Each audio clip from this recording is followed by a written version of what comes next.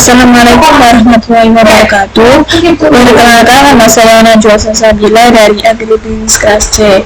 Di sini saya akan menjelaskan tentang interpretasi pengaruh kualitas pelayanan dan kualitas produk terhadap kepuasan konsumen. Nah, pertama-tama kita masuk ke dalam Word. Setelah itu kita copy hasil analisis tersebut. Setelah itu kita masuk ke dalam SPSS. Nah, setelah itu kita copy list variable names. Nah, setelah itu kita masuk ke dalam analis dan pilih yang regression dan kita ngeklik ke linear. Nah,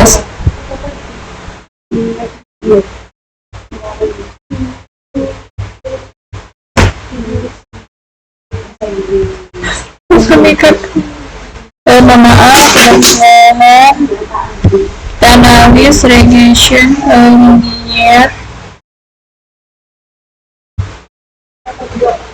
Nah, setelah itu kita klik OK.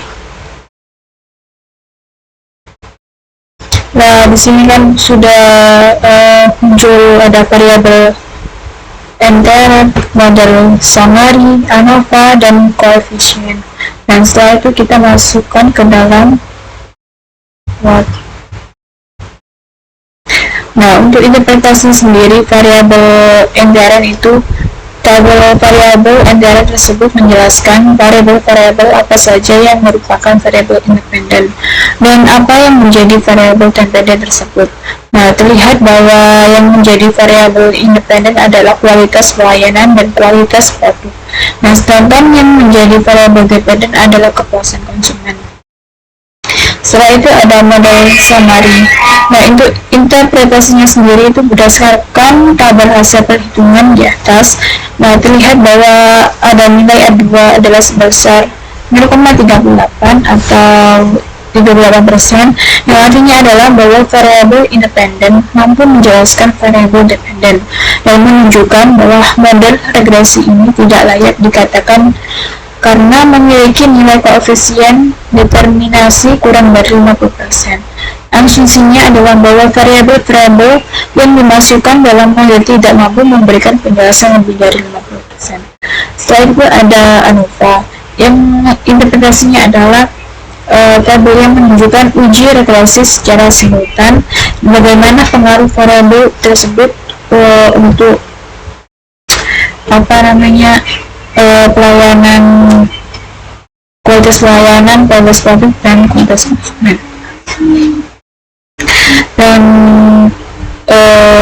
untuk keputusan pertama itu ada nilai F, yang hitungnya F stabil maka H1 diterima, dan bila nilai F hitung lebih kecil dari F stabil maka H0 diterima. Nah, berdasarkan tabel di atas dapat diketahui bahwa F hitung 10,6 lebih besar dari F stabil 2,94 dan sehingga H1 diterima di mana variabel X2 dan X1 berpengaruh secara bersama-sama terhadap Y. Nah, dengan demikian penelitian tersebut menerima H1 dan menolak H0. Untuk keputusan yang kedua adalah nilai C lebih kecil dari 0,05 maka H1 diterima, dan bila nilai C lebih besar dari 0,05 maka H0 diterima. Nah, berdasarkan tabel di atas dapat diketahui bahwa nilai C sebesar 215 lebih besar dari 0,05 sehingga H0 diterima di mana variabel X2 dan X1 berpengaruh secara bersama-sama terhadap nilai Y. Nah, dengan demikian penelitian tersebut menerima H0 dan menolak H1. Kesimpulannya adalah variabel X2 dan X1 tidak berpengaruh terhadap Y sehingga H1 tidak diterima, variabel X2 tidak berpengaruh terhadap Y.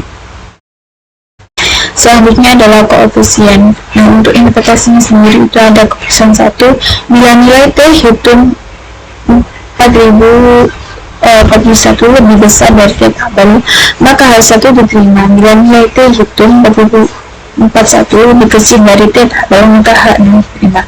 Nah, berdasarkan tabel koefisien di atas dapat diketahui bahwa nilai variabel X1 dihitung min 187 lebih kecil dari T tabel, sehingga H1 diterima di mana variabel X1 berpengaruh terhadap Y. Untuk keputusan yang kedua, bila nilai sik lebih kecil dari 0,05, maka H1 diterima.